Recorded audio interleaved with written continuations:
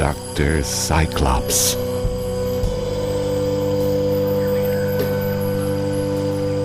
Written by Henry Kuttner. Told to you by Edward E. French. Chapter 2. The Little People. The room was disappointingly bare. Across from the front door was another, apparently leading to the mine yard. Another door was in the right-hand wall, and a small mica window was let into it. There were heavy wooden chairs, a workbench, and a table bearing microscope and notebooks. On the bench were several small wicker baskets. Littered carelessly about the floor were a rack of test tubes, books, a beaker, 2 or 3 small boxes, and a dirty shirt or two. Pedro pointed to the floor. Hoofprints. Pinto was here. Yes. Mary bent over the microscope while Bullfinch examined the notebooks. Thieves! Thorkel stood in the doorway leading to the mine yard, his eyes glaring behind the glasses. He was whitely livid with rage. So, you would steal my discoveries. You have no right here. You are merely my employees whom I have discharged and instructed to leave. He saw the notebook in Bullfinch's hand, and his voice rose to a scream of rage. My notes! Stockton and Baker seized him as he sprang at the biologist. Bullfinch smiled coldly. Restrain yourself, Dr. Thorkel. Your actions are not reassuring. Thorkel relaxed, panting. You have no right here. You are behaving irrationally for your own good, and for the benefit of science. I must demand an explanation. To leave you here in the jungle would be nothing short of criminal. You are grossly overworked. You are not, he hesitated, not in a normal state mentally. There is no reason to be suspicious or to fear persecution. Thorkel sighed, removed his glasses, and rubbed his blind eyes with a weary gesture. I'm sorry, he murmured. Perhaps you're right, Doctor. I'm experimenting with radioactivity. He went to the mica-pane door and opened it, revealing a small closet plated with lead. From the ceiling hung a projector resembling the type used medically to treat cancer by radium rays.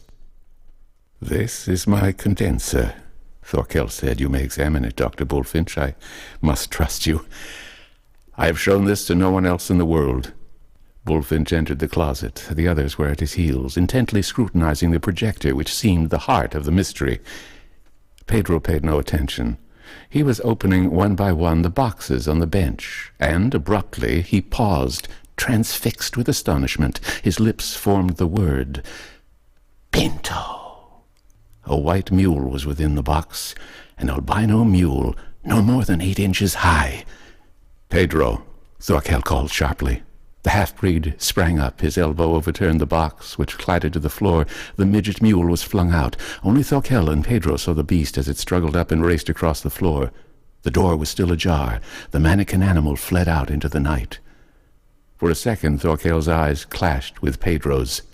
Come here, the scientist said tonelessly. I want you to see this, too. The half-breed went toward Thorkel, his face blank with amazement. What has happened to... Thorkel smiled. He pointed to the closet where the others were still examining the projector. Pedro turned to look. Thorkel moved with the swiftness of an uncoiled steel spring. He struck at Pedro. Caught unawares, the half-breed was hurled into the closet. The door slammed shut behind him. Thorkel locked it with a swift movement. His hand closed on one of the switches nearby. He pulled it down. Instantly there was a low hum, which rose swiftly to a sibilant, crackling buzz. Green light blazed through the mica window. From a shelf, Thorkel took a heavy helmet and donned it. He leaned forward to peer through the mica pane. Thieves, he whispered. I told you to go. I could not force you. But if you insist on staying, I must be sure that you will not interfere with my experiments or try to steal my secret. So you wish to help me, Dr. Bullfinch? Well, you shall, but not quite as you expected. Thorkel's laughter rose above the crackling snarl of the condenser. The infrared lamp suspended from the ceiling sent down a rich, warm glow. Beneath it was a glass dish containing a colorless liquid that was boiling gently, warmed by an electrode. From the dish steamed a whitish vapor which shrouded the floor, almost hiding the dim outlines nearby. One of these figures writhed and sat up, tearing away the silken wrappings that bound it. The swart face of Pedro appeared. He sprang up, knee-deep in the white vapor, coughing and choking for breath. Beside him another form stirred. Bill Stockton rose shakily, breathing in great gasps. Air's better up here. What the hell? Discovering that he was naked, save for a silk shroud, he adjusted it, looking rather like a Roman with his harsh eagle face and keen eyes. Mary and Baker were the next to appear. Then came the grim face of Dr. Bullfinch. For a moment each was busy adjusting their makeshift garments. "Where are we?" Pedro gasped. "I cannot see." He choked and coughed. "Calm down," Bullfinch said curtly. "We won't be asphyxiated." He sniffed and glanced at the light above. Ozone, ammonia, humidity, temperature, calculated to revive consciousness. "Where are we?" Mary asked. "In the mine?" They could not see beyond the small circle of light. Stockton gripped Pedro's arm. "You know this place better than we do. Where are we? What's Thorkel done?" Suddenly horror grew in Pedro's eyes as he remembered something. "Pinto!" he gasped. "He has made Pinto little." "Nuts!" Stockton grunted. "Let's grab hands and feet and feel our way around. Come on." "He has made me little like my mule," Pedro whispered. Without warning, the faint red glow of the lamp faded and died. It was almost utterly black. Stockton felt Mary's hand tighten in his own and squeezed it reassuringly. Light shafted in whitely. Instantly, Stockton saw that they were in a cellar at the foot of a flight of stairs that led up to an opening door. On the threshold stood Dr. Thorkel, looking down at them. Satanus, the cat, crouched by the scientist's feet. "He has made us little," Pedro screamed. And it was true. Thorkel was a giant. A 30-foot titan towered over them. The cellar door seemed as big as a 2-story house. Satanus was a saber-toothed tiger. Bullfinch was chalk white. He sprang back suddenly as Satanus spat down at the tiny group. Thorkel hastily bent down and picked up the cat. His voice was booming thunder. No, you must not frighten them," he told the cat. Thorkel stepped down into the cellar, and the others shrank from this colossus. Mary's voice rose in a scream. "Good," said Thorkel. "Vocal cords unimpaired, eh? You have no temperature? Dr. Bullfinch, will you be good enough to take the pulse of your companions?" Pedro broke and raced for the stairway. Thorkel nodded, smiling. "Little creatures. Their first instinct is to escape. Run if you like, then." And the wee folk fled. Climbing those stairs was a feat. Each tread came up to their breasts. But pushing, pulling, scrambling, the miniature humans swarmed up toward the light. Soon they were gone from sight. Thorkel put down the cat and followed, shutting the cellar door. He turned to glance around the room. The little people had hidden themselves. "Come out." "You have nothing to fear," he said smoothly. Thorkel waited, and then sank down into a chair. "Where is your scientific spirit, Dr. Bullfinch?" He smiled. "Did you not wish to join me in my experiments?" He mopped perspiration from his bald head and slid the chair away from the patch of sunlight that slanted in through the window fronting the mine yard. Bullfinch's head appeared cautiously from behind one of Thorkel's discarded boots. He walked toward the giant. "Come closer," Thorkel urged. Bullfinch obeyed, staring up at the other. "What is the matter?" Thorkel said fearfully. "Can you not speak?" The biologist's voice was thin and high. "Yes, I can speak. What have you done?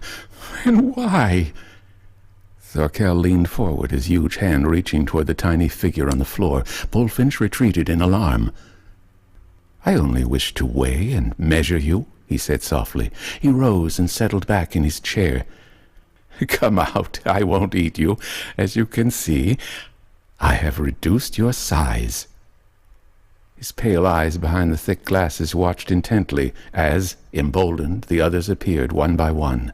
Pedro had been hiding behind a chair leg, the others behind a stack of books on the floor. They advanced until they were in a group with Bullfinch. "You should be proud," Thorkel said. "You were almost the first successful experiment. Pinto was the first, Pedro. Too bad you let him escape. Again, I thank you, Mr. Stockton, for identifying the iron crystals. They gave me the last clue." He blinked down at them. "Till you came, I could reduce organic substances, but life could not be preserved in them. It is a matter of electronic compression of matter under ray bombardment. The radium in the mine gave me unimaginable power. Look." He lifted a sponge from the table and squeezed it in his fist. "That is it. Compression. But energy is required, rather than brute force." Baker spoke up suddenly. "Did you do this to Mira?" "The native girl? My housekeeper? Why, yes. But I failed. She was reduced in size, but she was dead." "How do you know of her?" Thorkel did not wait for an answer. He rubbed his eyes wearily. "I'm tired. It has taken days to reduce you, and I have not had one moment's sleep."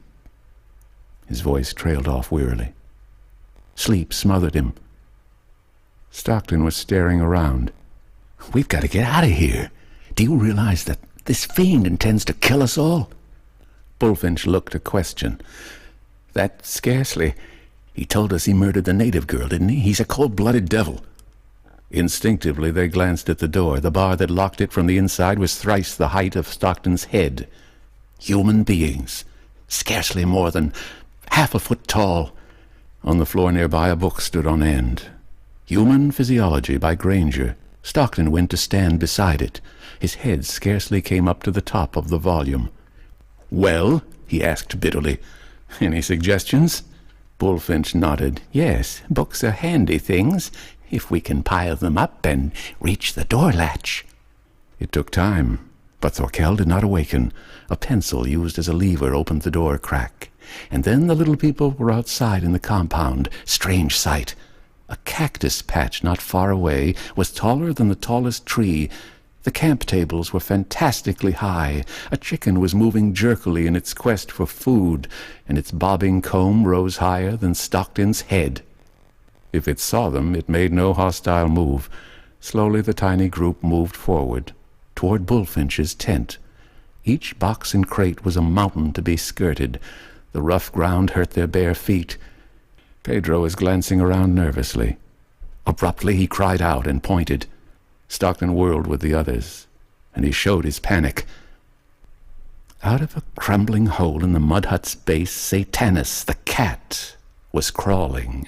The creature's eyes were intent on the little people. More formidable than a tiger, it wriggled free and bounded toward them, fangs sharp, bared.